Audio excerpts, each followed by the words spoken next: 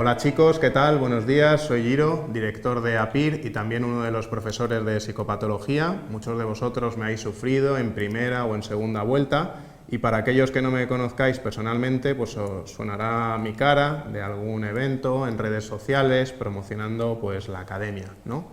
Tengo a mi derecha a mi fiel amiga Beatriz, que se puede presentar ella solita. Sí, me llamo Beatriz Torres, soy psicóloga clínica vía APIR. En APIR realizo las tareas de coordinación docente y aparte pues soy una de las docentes de las asignaturas con más peso clínico, las de psicología clínica y psicopatología y clínica infantil. Perfecto. Nos hemos reunido en el día de hoy para hacer un análisis de lo que ha sido el PIR 2017. Recordad que aunque el examen lo habéis realizado todos el 10 de febrero del 2018, el Ministerio lo considera convocatoria del 2017, ¿no?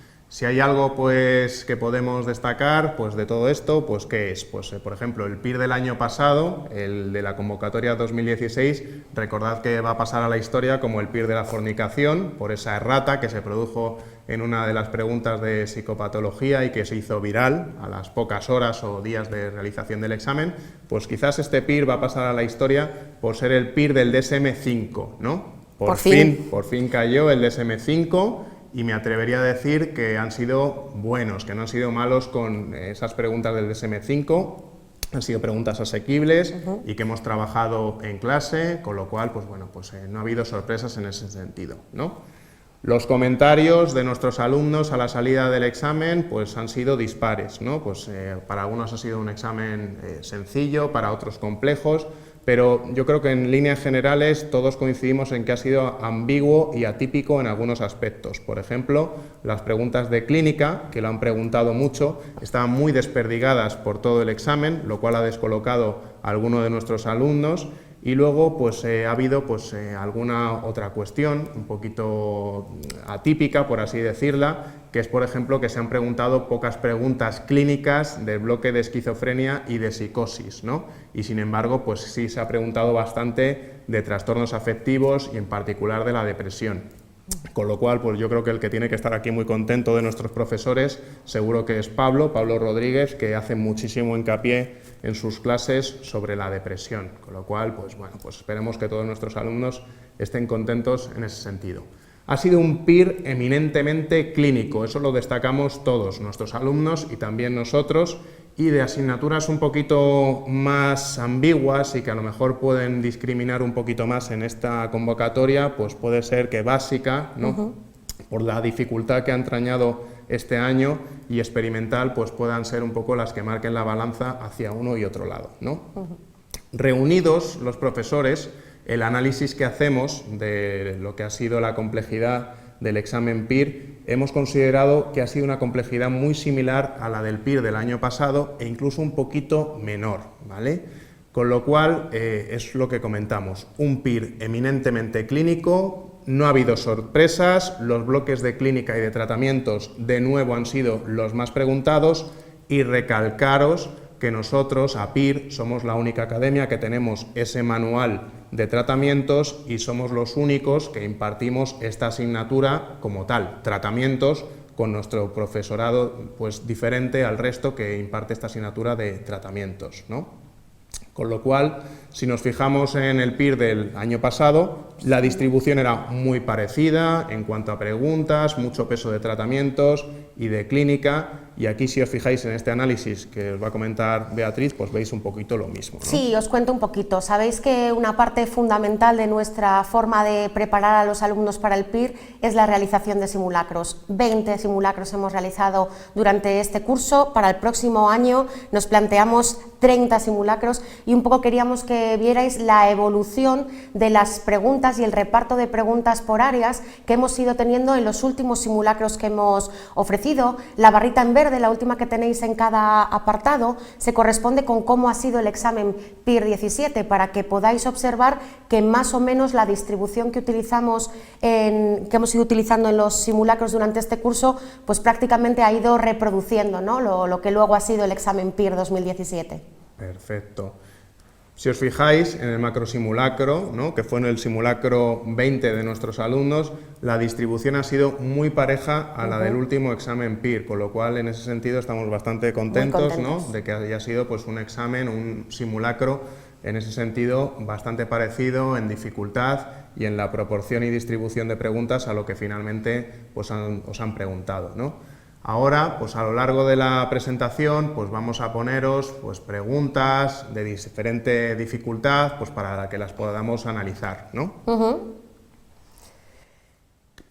Estas son las distribuciones de preguntas, antes de entrar a comentar una por una algunas de las que hemos seleccionado, para que veáis cómo está siendo un poco la evolución del examen PIR, ¿vale? Más o menos todos los bloques se mantienen, sí que hay un descenso en las preguntas de clínica, un poco tramposilla esta presentación, porque en realidad son solo a partir del PIR 16 y el PIR 17 donde empezamos nosotros a registrar las preguntas de tratamiento por separado. Entonces, más o menos en los últimos 4 exámenes PIR, haceros a la idea que unas 45-50 preguntas son de la asignatura de Psicología Clínica y otras 40-45 de la asignatura de Tratamientos, que como veis son los dos apartados que despuntan en la gráfica en número de preguntas. Efectivamente.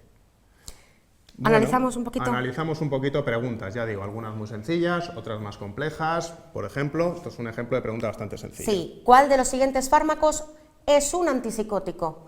Opción 1, sertralina, opción 2, diazepam, opción 3, olanzapina, opción 4, paroxetina. Bien, esta pregunta yo creo que si estáis preparando el examen PIR no se puede fallar. Nos encontramos con 2 inhibidores de la recaptación de serotonina, nos encontramos con una benzodiazepina, que es el diazepam, y lógicamente hay el antipsicótico y antipsicótico atípico en este caso, que es la olanzapina. Con lo cual esta pregunta, lo siento, pero no se puede fallar. La habrán acertado la inmensa mayoría. Eso. Vamos con más. Las contracciones bruscas y violentas de la musculatura voluntaria asociadas a los movimientos espasmódicos se denominan 1, estereotipias, 2, temblores, 3, convulsiones, 4, tics. Si es que ni siquiera tenías que haber leído las opciones, ¿no? Porque realmente lo hemos machacado tantísimo en clase que realmente pues yo creo que la inmensa mayoría de los alumnos pues saben que es convulsiones, ¿vale? O sea, esto lo hemos machacado muchísimo, tanto en la primera como en la segunda vuelta, ¿no? Pregunta incluso muy clonable de otras que han preguntado en otras convocatorias, sí, ¿no? Muy igual similar. Que esta también, ¿no? Sí, la prosexia se define como 1, ausencia total de atención, 2, falta de sensibilidad perceptiva, 3, déficit en la expresión emocional, 4, distorsión amnésica. Pues de nuevo una pregunta clonada que la han preguntado en otras convocatorias del PIR, efectivamente aprosexia, ausencia total de atención. También lo hemos machacado muchísimo en clase de psicopatología, ¿no? Otra preguntita que también es muy parecida a otras que han caído en otras convocatorias. El síndrome amnésico se caracteriza por, y vamos a jugar con amnesia anterógrada y retrógrada. 1, presentar amnesia retrógrada que puede ir acompañada o no de amnesia retrógrada. 2, presentar exclusivamente amnesia retrógrada. 3, presentar amnesia retrógrada que puede acompañarse o no de amnesia anterógrada. 4, presentar exclusivamente amnesia anterógrada. Muy bien, hemos decidido utilizar pues esta pregunta porque además no es que la hayan preguntado en otras convocatorias, pero sí han preguntado una pregunta muy parecida a esta y que además hemos dado en clase, pero en ese caso era la amnesia retrógrada, ¿no? Y era muy parecida. Aquella que preguntaron era ¿cuál de las siguientes no es característica de la amnesia retrógrada? Y nos decía pues que presentaba amnesia retrógrada exclusivamente, y otras opciones decía presenta amnesia retrógrada y puede presentar algo de amnesia anterógrada. Pues esta pregunta es igual, pero al revés, es decir, que en la amnesia de estas características anterógrada lo que predomina es lo anterógrado, pero puede o no acompañarse de amnesia retrógrada, con lo cual pregunta también bastante sencilla. Sí, ¿no? Ejemplo típico de este tipo de síndromes amnésicos, el Korsakoff, que es el que todos tenemos en mente. Más preguntitas, vuelve a aparecer la depresión doble. La depresión doble es aquella en la que se presentan conjuntamente cuadros clínicos de 1, trastorno mixto de ansiedad y depresión, 2, trastorno depresivo mayor y ciclotimia, 3, trastorno distímico y trastorno depresivo menor, 4, trastorno depresivo mayor y trastorno distímico. Bueno, pues una pregunta bastante sencilla, ¿no? Que además lo han preguntado en otras convocatorias del PIR, depresión doble, sabéis, pues la congruencia de depresión mayor y de distimia, con lo cual tampoco es una pregunta que deberíais de haber fallado. Estas son de las que yo digo aplaudir con las orejas y continuar. Venga, nos preguntan, en la asíndesis, preguntita un poquito extraña. Ya nos encontramos con preguntas que nos han ido preguntando nuestros alumnos, oye, ¿y esta qué te ha parecido? ¿No? Sí, este concepto de Cameron que se sale un poquito de los se trastornos sale un poco formales. De la línea habitual, se sale un poquito del manual, se sale incluso del manual de referencia de Belloc, pero bueno, ahora vamos a ver un poco. Vamos a ver qué es la síntesis. En la síntesis, el paciente ofrece una respuesta indirecta y le cuesta alcanzar la idea final. 2, el paciente va pasando de una frase a otra o de un tema a otro sin alcanzar los contenidos, ¿no? 3, el paciente deja de hablar en medio de su discurso y cambia de tema en función de alguna estimulación que se encuentra en el ambiente. 4, el paciente crea una palabra nueva a la que dota de significado. Bien, yo en esta pregunta tengo que dar las gracias a mis alumnos, ¿no? En particular, yo no recuerdo bien si me formularon esta misma pregunta en Sevilla o me la formularon en Murcia, pero sí que hubo una compañera que dijo, ¿qué es eso de asíndesis, ¿no? Y todo el mundo se puso como loco a rebuscar entre sus apuntes y nadie lo encontró. ¿Y dónde recurrimos? A la Wikipedia, ¿no? Y en la asíndesis, pues efectivamente, pues figuraba pues esa ausencia de coherencia en el discurso, con lo cual de todas las opciones que hay ahí, pues la única que cuadra con esta definición de asíndesis pues sería la número 2, ¿no? Que sería un término muy parecido a la incoherencia, ¿no? Más preguntitas. ¿En qué consiste la irradiación del pensamiento? Esta pregunta, recuerda, Bea, que la hemos discutido entre tú y yo. Sí, la hemos discutido y al final Santa Belló, que es la que nos ha resuelto la papeleta. La irradiación consiste, 1, en que el paciente cree que hay pensamientos que no son suyos y que han sido introducidos en su mente. 2, que el paciente cree que le han quitado sus pensamientos de su mente y entonces tiene la mente vacía. 3, el paciente tiene la creencia de que sus pensamientos se difunden de manera que los demás pues, pueden escucharles de forma audible.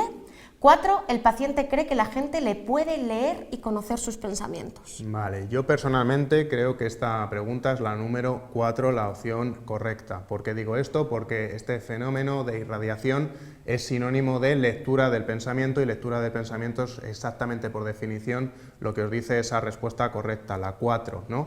Los que hayáis marcado esta pregunta como sinónimo de difusión del pensamiento, entiendo que hayáis marcado la número 3, pero a nuestro modo de ver finalmente es la 4 la opción correcta. Es la 4, sí, radiación como sinónimo de lectura del pensamiento más que de pensamiento sonoro. Efectivamente. Más preguntitas. A la alteración en la que la persona inventa falsedades o fabrica recuerdos nuevos sin que haya presencia de demencia ni de daño neurológico asociado, ¿cómo se le llama? Recuerda que también la hemos discutido, incluso ¿Sí? me la has corregido tú y por eso la hemos puesto aquí. ¿Por qué? Porque yo iba súper deprisa haciendo el examen y me quedé con las 2 primeras líneas y ¿cuál marqué? Confabulación.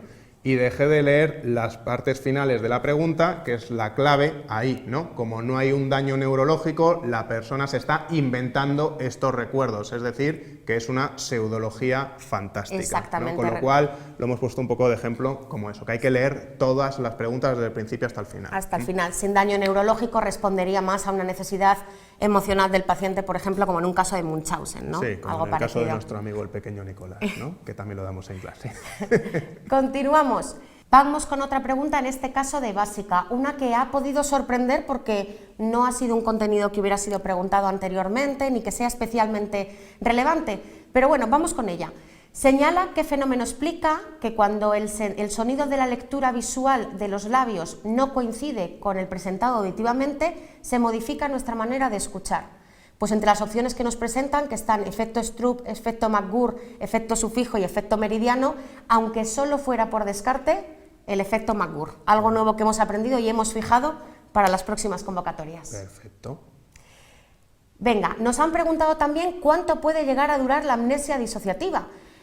Pues las opciones no más de 30 minutos, varias horas, varios días, pero rara vez llega a más de un mes, varios años. Bueno, pues el DSM-5 nos dice que las amnesias disociativas pueden incluso llegar a durar décadas. Solemos pensar en ellas como cuadros cortos y que se olvidan fenómenos o episodios muy concretos, pero no, que sepáis que pueden durar años. A mí me sorprendió bastante esta pregunta. A mí también, y la busqué la referencia más novedosa o más actual, que es la del DSM-5. Más preguntitas. ¿Cómo se denomina la capacidad que tiene una sustancia para producir dependencia en aquellos que la consumen? Potencial adictivo de una droga, dependencia psicológica, dependencia física, síndrome de dependencia. Os señalamos esta pregunta porque literal está acogida del examen PIR del curso pasado. ¿Vale? En el examen PIR 16 nos volvieron a preguntar el concepto de potencial adictivo de una droga y a algunos les sorprendió que hubiera preguntas pues, muy repetidas o contenidos muy repetidos. Pues cuando eso pasa en el examen nos felicitamos y continuamos. Fenomenal. La pregunta que tenemos ahora sorprende porque nos ubica perfectamente de dónde está extraída. No es habitual que en el examen PIR, cuando nos presentan preguntas de tratamiento, nos indiquen de dónde sale. En este caso, nos están preguntando por la Guía de Práctica Clínica de Trastornos de Conducta Alimentaria del Ministerio de Sanidad, en relación con los trastornos de conducta alimentaria. Pues, ¿cuál es la correcta? Que la mayor parte de las veces no es posible un tratamiento ambulatorio, sí lo es y es lo recomendable. Que la duración del tratamiento ambulatorio como mínimo debe establecerse durante 6 meses, esa es la opción correcta. Que en ningún caso debe considerarse las terapias psicodinámicas en la intervención con anorexia, pues las terapias psicodinámicas de corte familiar son las que se están poniendo hoy, sometiendo ahora a pruebas para ver eficacia, con lo cual esa la descartamos, y que en personas con anorexia hospitalizadas es muy conveniente, ya la forma de redactar esto es raro, es muy conveniente utilizar programas de modificación de conducta extremadamente rígidos. Pues no, hay que combinar los programas de modificación de conducta con otras intervenciones, pero no es lo prioritario. Correcto. Más preguntitas. ¿La depresión anaclítica se refiere a un tipo de depresión? Yo cuando estaba leyendo esta pregunta ayer en el examen... A mí me recordaba la carrera esta pregunta, pero bueno. A mí lo que me pareció es que directamente me puse en términos de speech y no están hablando de ese tipo de depresión anaclítica, ¿vale? Es verdad que es un término de speech, lo conocéis todos, para hacer referencia a ese estado emocional de los niños que se ven separados de sus mamás de manera temprana, pero hemos encontrado que en este contexto de la pregunta, la depresión anaclítica hace referencia a una depresión donde hay una excesiva dependencia y una excesiva preocupación por las relaciones interpersonales, por lo que marcaríamos como opción correcta la opción 1, como sinónimo de depresión sociotrópica, más centrada en los aspectos sociales y en las pérdidas sociales del paciente. Bueno, esta sin duda será una de las preguntas que muchos alumnos intentarán impugnar, pero creo que no va a ser sencillo. Más, el término disforia de género, pues tenemos claro que la disforia de género es esa incongruencia, ¿no? La opción 3, no me detengo en el contenido, os hemos puesto la pregunta sobre todo para que veáis que esta es una forma de introducirnos el DSM-5. El término disforia de género es un término del DSM-5, en el DSM-4 hablábamos de trastornos de la identidad sexual, ¿no? Esta pregunta también se da en psicopatología, en el bloque de trastornos afectivos, con lo cual yo creo que no había problema de contenido. Pero fijaos, la siguiente pregunta cuando ya estábamos en mente el DSM-5, la dispareunia es un trastorno y dispareunia es un término DSM-4. En el DSM-5 no se nombra, ¿vale? Ha desaparecido este trastorno, al menos así nominado, ¿no? Pues la dispareunia es un trastorno que sabemos que afecta tanto a hombres como a mujeres. Aunque en el ideario pueda estar más asociado a mujeres, puede aparecer en los dos sexos. Más preguntitas. ¿Cuál de las siguientes es una de las principales dificultades que se encuentra al evaluar los trastornos de conducta alimentaria? No porque suponga ninguna dificultad, sino porque es una pregunta literal del examen PIR 2016. Una de las principales dificultades es la falta de conciencia del problema, que las pacientes tienden a minimizar lo que les pasa, ¿no? Como veis, una pregunta de evaluación, pero muy orientada a la práctica clínica, que es lo que habíamos estado comentando al inicio. Efectivamente. ¿Qué se evaluará si se decide registrar los aspectos topográficos de las respuestas en un paciente diagnosticado de TOC? Pues el grado de creencia de las consecuencias temidas, los antecedentes y consecuencias de las obsesiones, las consecuencias de los rituales, la frecuencia y duración de las obsesiones. Bueno, pues aunque este es un caso en el que igual nos lo vuelven a orientar hacia la clínica, es evaluación pura y dura, análisis topográfico, frecuencia, intensidad, duración, la opción correcta, la 4. La 4. Pregunta de evaluación muy orientada a población infanto-juvenil. Señale cuál de los siguientes aspectos o características es propio de las pruebas de tolerancia aplicadas a la fobia a la oscuridad en la infancia. Tampoco hay dudas. La opción 4, el niño se enfrenta a la situación sin ningún tipo de graduación. Es una pregunta y la hemos puesto porque en el PIR 2015 nos preguntaron las pruebas de tolerancia, entonces sorprendió porque nunca habían caído como contenidos, pero bueno, pues en este PIR 2017 han vuelto a aparecer. Nos han preguntado este año también por bastantes preguntas de trastornos relacionados con la esfera sexual. Ha sorprendido esta pregunta. El modelo trifásico de la respuesta sexual humana ha sorprendido porque normalmente nos preguntan Master y Johnson y todos vamos muy orientados a Master y Johnson, pero el modelo trifásico se lo tenemos que atribuir, incluyendo esa fase 0 de deseo, a Ellen Kaplan. También lo vemos nosotros en clase, que la fase de deseo y esta forma de conceptualizar la respuesta sexual humana es de Kaplan. Muy bien, siguiente. Vamos con una pregunta de psicoterapias que probablemente, bueno, luego la comentaremos dentro de las opciones impugnables. La alianza terapéutica según Bourdin tiene 3 componentes independientes. La tarea, según el enunciado los adjetivos, pero ya os comentamos desde aquí que son los objetivos y por lo tanto esta puede ser objeto de anulación por ese error tipográfico. Pues el tercer componente independiente de la alianza terapéutica, según Bourdin, el vínculo, la opción 4. Correcto. Preguntita del DSM-5, donde vemos que entra DSM-5 sin ningún tipo de miramientos, entendiendo que nos preguntan por un trastorno, en este caso la disregulación destructiva del estado de ánimo, que no existía en el DSM-4, y nos pregunta señalar cuál es la opción incorrecta. Nos habla de que el niño tiene accesos de cólera graves y que se extienden durante 12 meses, que entre medias el niño está irritable, que además aparecen en 3 o más veces a la semana estos accesos de cólera. Bueno, pues la opción incorrecta es aquella que nos dice, la opción 4, que el diagnóstico se debe hacer antes de los 6 años. El trastorno de disregulación destructiva no se puede diagnosticar antes de los 6 ni por encima de los 18, pero nos dice el DSM-5 que los síntomas tienen que estar antes de los 10 años, no de los 6. Preguntita del DSM-5, de nuevo, y ya nominado DSM-5. Selecciona la afirmación que es verdadera sobre el trastorno de conducta. Trastorno de conducta, os recordamos, trastorno disocial del DSM-4. Los primeros síntomas significativos del trastorno de conducta aparecen siempre en los años preescolares. Es raro que aparezcan, pueden aparecer, pero es raro. Opción incorrecta. En la mayoría de los individuos, el trastorno remite en la edad adulta, tal cual nos lo explica epidemiológicamente el DSM-5 cuando habla del curso y la evolución del trastorno. La opción es la correcta. Los síntomas del trastorno varían poco con la edad, van modificando y van adquiriendo gravedad y más componente delictivo conforme el niño va creciendo, y la prevalencia, dice el DSM-5, que no varía en distintas poblaciones, en distintas etnias y razas. Os vamos a comentar ahora.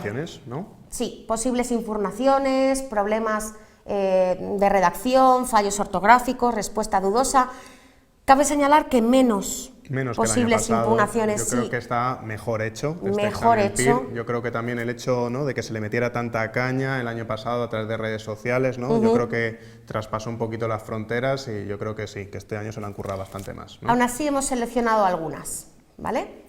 La de la alianza terapéutica de Bourdin, que os hemos comentado, consideramos que es anulable porque en el enunciado es incorrecto. Las 3 componentes independientes de la alianza terapéutica según Bourdin son las tareas, los objetivos y el vínculo. Suponemos que incluso en la plantilla de respuesta provisional a lo mejor sale por defecto ya anulada. Otra, dentro de los posibles cambios producidos por la relajación del sistema nervioso autónomo no se encuentran la disminución de la frecuencia respiratoria, la disminución de la frecuencia cardíaca, la disminución de la producción de saliva, la disminución de la presión arterial. Teniendo en cuenta las opciones de respuesta, pues parece claro que el enunciado nos está remitiendo a cuando se produce una activación del sistema nervioso parasimpático y por lo tanto una relajación del sistema nervioso autónomo simpático, pero aún así que simplemente nos digan relajación del sistema nervioso autónomo, pues no es un enunciado del todo correcto, ¿vale? Aún así, con estas opciones de respuesta, la que habría que marcar, aunque solo sea porque no pega entre las opciones de respuesta, sería la 3, de no ser impugnable, sería la que marcarían como correcta. Una pregunta de evaluación que ha dado para discusión importante entre los profes de esta asignatura. En referencia a las fuentes de error que se pueden producir durante la observación, concretamente el hecho de que el observador sea no participante, Pues consideramos que esta pregunta puede ser impugnable porque los dos manuales de referencia, Fernández Ballesteros y Moreno Roset, dicen cosas totalmente incompatibles uno y otro con respecto a cómo afecta el observador no participante en la reactividad, ¿vale? Estamos de acuerdo en que aumenta la objetividad, en cualquiera de los dos manuales nos referencia a eso, pero así como Fernández Ballesteros dice que disminuye la reactividad, Moreno Roset dice que sería el que más lo aumentaría. Entonces, bueno, pues creemos que puede ser bastante impugnable si presentamos la información contenida en los dos manuales de referencia. Y creo que esta será la última. ¿Qué se considera una prueba neuropsicológica de tipo general en la evaluación infantil? Y las opciones de respuesta: la figura compleja de Rey, el test de inteligencia Wechsler para niños, el WIS-4, el token test o el test de retención visual de Benton. Bueno, las dos últimas opciones las podemos descartar porque son pruebas neuropsicológicas muy específicas, nada de exploraciones generales. La duda que le surgía a los profes de evaluación es entre la 1 y la 2, porque es verdad que el test de la copia de la figura compleja de Rey es un test de exploración neuropsicológica amplio que se puede aplicar a niños, pero el WISC evalúa funciones cognitivas y evalúa funciones neuropsicológicas en sentido amplio. Es verdad que la mayoría de los manuales de referencia, el WIS lo nombran dentro de exclusivamente inteligencia y no dentro de evaluación neuropsicológica. Si tuviéramos que decantarnos por una opción, marcaríamos la 1, ¿vale? Pero la 2, de todas formas, podría dar lugar a que nos lo pensáramos. Correcto. Bueno, pues ya estamos llegando ya al final, con lo cual pues os queremos agradecer desde APIR pues la confianza depositada en nosotros pues para el estudio de esta prueba tan exigente que es el PIR.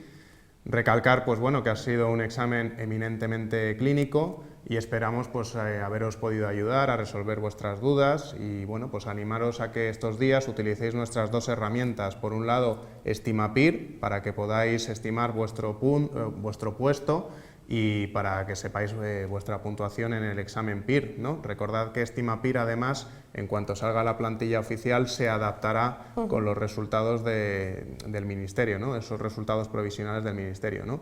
Y la segunda herramienta que vais a tener es el ImpugnaPIR, con el cual, ya seáis alumnos o no de APIR, podéis impugnar estas preguntas que está comentando Bea u otras que os puedan haber parecido impugnables, ¿no? Sí, la idea es un poco centralizar las dudas que podáis tener, en la medida de lo posible ayudaros a resolverlas y facilitaros bibliografía si fuera necesario para presentar esas impugnaciones al Ministerio. Efectivamente. Bueno, pues ya nos despedimos de vosotros. Muchísimas gracias por habernos atendido en el día de hoy y esperemos que tengáis todos mucha suerte. Y ahora disfrutad de vuestro merecido descanso. Hasta luego. Adiós.